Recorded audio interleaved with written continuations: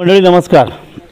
आज मी माढा तालुक्यातील अकोले बुद्रुक या गावात आहे। या गावामध्ये महेश पाटील हा एक तरुण शेतकरी, BSc ॲग्री झालेला हा तरुण शेतकरी आहे। परंतु मंडळी आपल्या वडिलांच्या आणि भावाच्या सहकार्याने हा तरुण आता शेतीपूरक व्यवसाय करतोय आणि शेतीपूरक व्यवसायामध्ये ऊसापासून गूळ तयार करण्याचं काम महेश पाटीलने सुरू केले आणि महेश पाटीलने मंडळी ह्या काळ्या ऊसापासून महाराष्ट्रातील पहिला काळा गूळ तयार करण्याचं काम केले। मंडळी हे महाराष्ट्रातील पहिलाच काळा गूळ तयार करण्याचं काम या ठिकाणी आहे।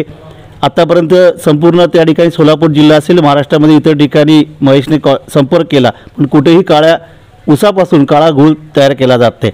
त्यामुळे महेश पाटील हा महाराष्ट्रातील पहिला शेतकरी, पहिला तरुण शेतकरी आहे असं म्हटलं तरी मंडळी फारसं अवघड ठरणार नाही। काळ्या ऊसापासून गूळ तयार करताना नेमकं कोणकोणत्या अडचणी येतात? हा काळा ऊस जो आहे हा शिवकालीन ऊस आहे।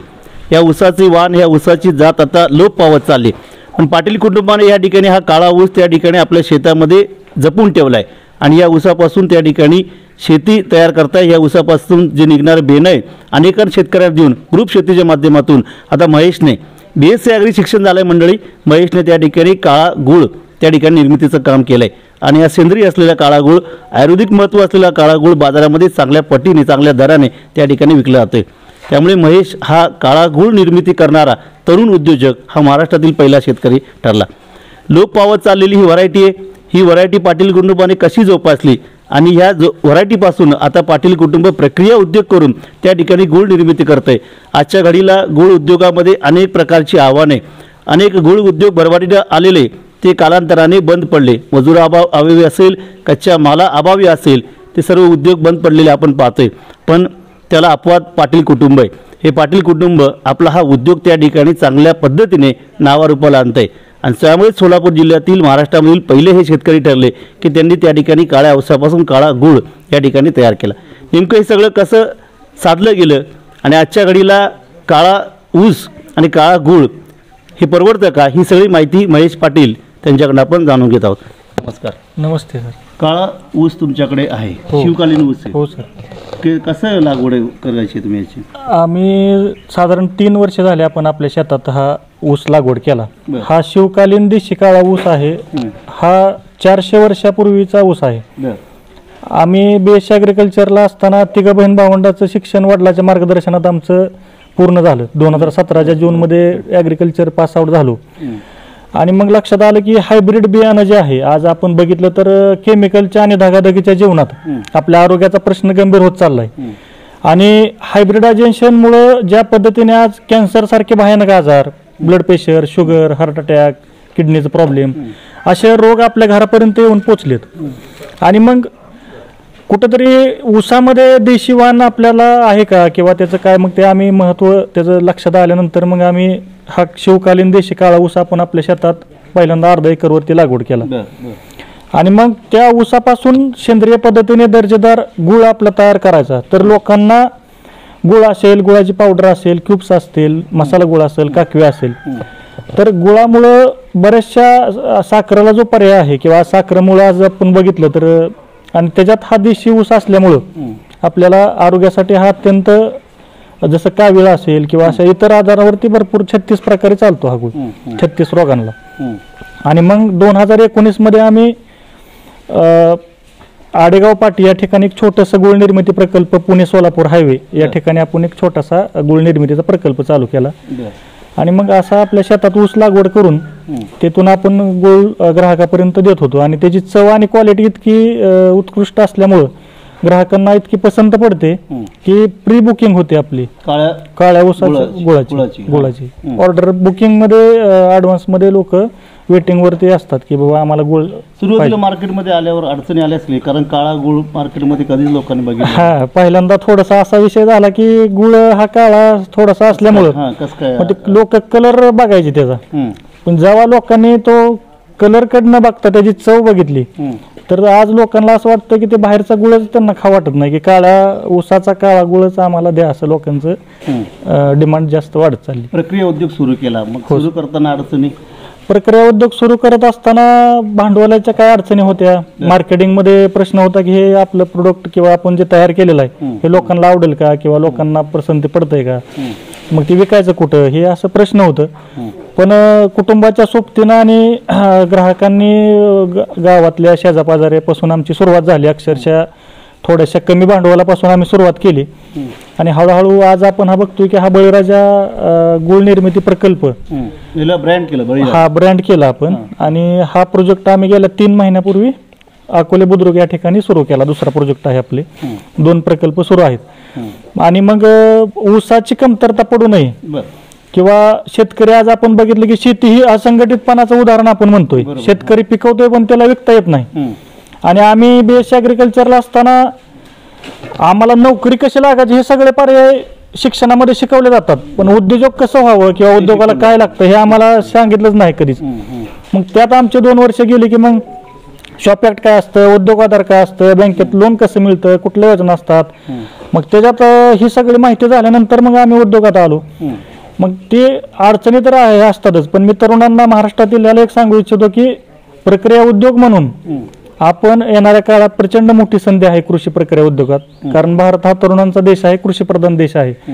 आणि हे करत असताना लोकांच्या ताटामध्ये विष कालवायचं नाही हे आमच्या वडिलांची पहिल्यापासून शिकवण होती. सेंद्रिय शेती. आणि मग त्यामुळेच आम्ही 3 जण बीएससी ॲग्रिकल्चर घरात असतानाही कुठल्याही रासायनिक खताचं वापर न करता स्वतःच्या शेतीपासून सुरुवात केली. आणि 2019-20 मध्ये बळीराजा सेंद्रिय शेतकरी बचत गट आपण स्थापन केला. कारण शेतकरी आपण बघितलं की असंघटित आहे. मग त्याला एकत्र करण्यासाठी एका गटापासून सुरुवात केली. साधारण 40 गावची 40 लोक आपण त्या गटात सभासद म्हणून प्रॅक्टिकली काम करणारी घेतली. आणि आज 2023 मध्ये गेल्या 2 महिन्यापूर्वी सोलापुरी वानवळा ही फार्मर प्रोड्युसर कंपनी आपण स्थापन झालेली आहे. दुसरी फार्मर प्रोड्युसर कंपनी. ह्याच्यात ही साधारण एक 400 ते 500 सभासद शेतकरी आहेत. ते ऑर्गॅनिक पद्धतीने शेती करतात.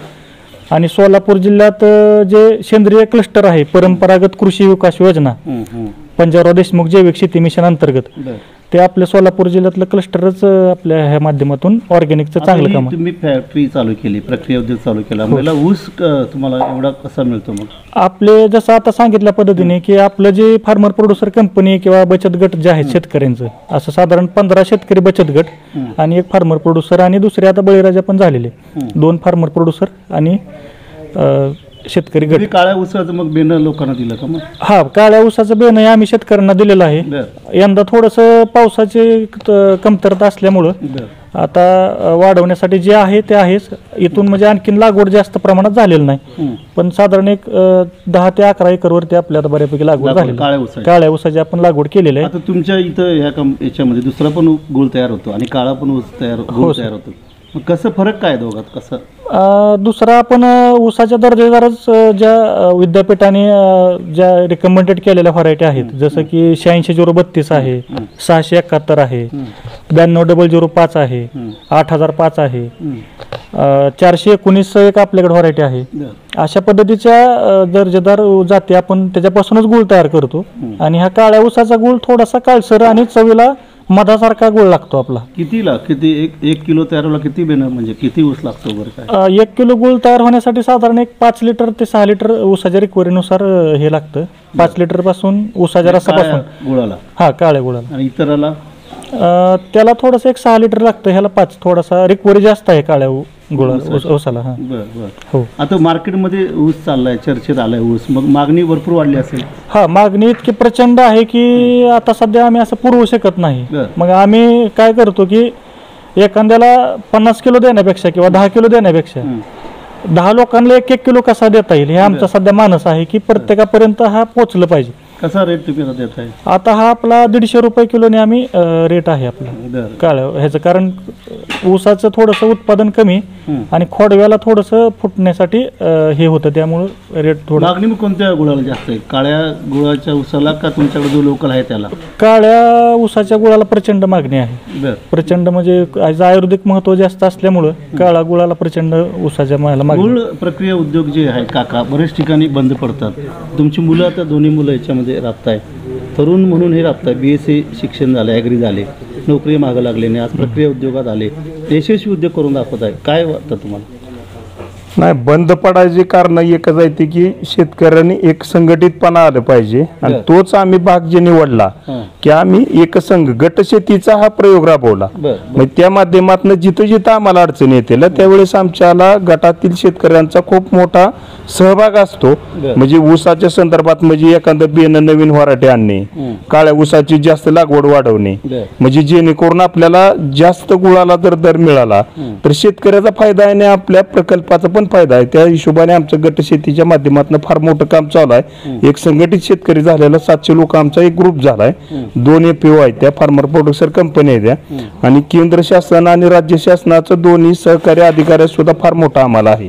दोन्ही मुलं तुमची प्रक्रिया उद्योगामध्ये उतरली, नोकरीच्या मागे गेली नाही, काय वाटतं तुम्हाला? नोकरीच्या मागे तर लावायचीच नाही, ते आपण शेतकरी हा राजा आहे हीच मुलाला आपल्याला शिकवायचं होतं. बळीराजा हा शेतकरी राजा आहे, राजाच राहिला पाहिजे हा उद्देश आहे. शेतकऱ्यांच्या मुलांनी कुठेही नोकरीच्या मागे न लागता स्वतःचा प्रक्रिया उद्योगामध्ये कुठल्याही शेती प्रक्रिया उद्योगामध्ये प्रक्रिया करून आपला माल जर विकला तर आत्मनिर्भर भारत आणि स्वतः सुद्धा आत्मनिर्भर प्रत्येक शेतकऱ्याची मुलं होऊ शकते त्याच्यात.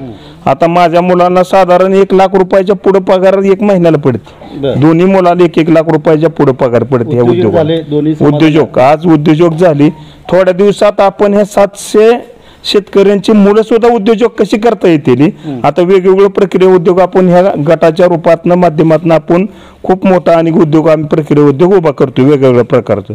पेरूवर पल्प असेल, पपई जाम असेल, बाकीच्या जी शेतकऱ्याला असं उत्पादन जे टाकून आता टोमॅटोचं केचप असेल असं प्रक्रिया उद्योगाच्या माध्यमातून प्रत्येक गटाला शासनाच्या 35% 50% पर्यंत सबसिडीच्या योजना अनेक आहेत. ती योजना तळागाळापर्यंत शेतकऱ्याच्या आमच्या कशा पोहोचलेल्या, शेतकरी कर्जमुक्त कसा होईल आमचं ह्याच्यावर फार मोठं अभ्यास चालू आहे, काम करतोय. आणि अधिकारी पण सोबत चांगला आम्हाला जिल्ह्यातनं सपोर्ट अधिकाऱ्यांचा जोरात. गुळ प्रक्रिया उद्योगामध्ये बरेचसे बाहेरच्या राज्याच्या मजुरावर अवलंबून राहतात, मग तुम्ही कसे मजूर हँडल केले? हा म्हणजे प्रचंड म्हणजे लेबरचा असेल किंवा मजुराचा हा तसा कळीचा मुद्दा आहे. कुठलाही उद्योग हा चालवायचा म्हणलं की सगळ्यात माणसांशिवाय काही चालत नाही. बरोबर. पण एक गोष्ट आहे की ज्या पद्धतीने शिवाजी महाराजांचं स्वराज्य होतं, प्रत्येक माणसाला एक जबाबदारी वाटून देणं असेल. प्रत्येक ठिकाणी ज्या त्या व्यक्तीला किंवा ज्या त्याला जबाबदारी एकदा वाटून दिली की ऑटोमॅटिकच सगळ्या गोष्टीचा लोड कमी होतो आणि प्रत्येकावरतीच जे त्या जबाबदारीमुळं त्याला एक कामात उत्साह वाढतो. अशा हिशोबाने आपण ते एक शिवाजी द मॅनेजमेंट गुरु हे एक पुस्तक जाधव साहेबांचं आमच्या वाचनात आलं आणि ह्याच्यामुळं कुठंतरी एक प्रेरणा मिळाली की प्रत्येक ठिकाणी मग आज एवढा मोठा देश चालतोय, गाव चालतात, तालुका चालतो, जिल्हा चालतो, मग प्रशासकीय आणि राजकीय लेवलवरती तर आपल्या उद्योगात सुद्धा चालत असताना आपण त्या पद्धतीने जर गेलो तर सगळ्याला ज्या त्या पद्धतीने जबाबदारी दिली तर 100% उद्योग सुरू होतो. 1 किलो गुळ तयार करायला किती खर्च येतो? 1 किलो गुळ तयार होण्यासाठी ऊस, त्याचं लेबर, ट्रान्सपोर्ट ही सगळं धरून आपल्याला सगळं खर्च वजा जाता एक 25 ते 30% पर्यंत मार्जिन राहतं. मार्जिन हो, परवडतो हा व्यवसाय. एका सीझनला किती तुमचं ऊसाचं प्रमाण थोडं कमी आहे तर तुम्ही शेतकरी तयार करून ऊस वाढवताय, मग किती एका सीझनला किती तयार होतो तरी? गेल्या वर्षी आमचा छोटासा एक प्रोजेक्ट होता. आता हा 3 महिन्यापूर्वी जसं मागाशी सांगितलं की हा डेली 50 टन क्रशिंग कॅपॅसिटीचा हा प्रोजेक्ट आपला 3 महिन्यापूर्वी सुरू झाला. आमचा एक आडेगाव पाटील जसं सांगितलं मागाशी एक छोटासा होता आमचा 10 टन पर डे, तर आम्ही त्याला 4 ते 5 टनाने आम्ही डेली चालवत होतो.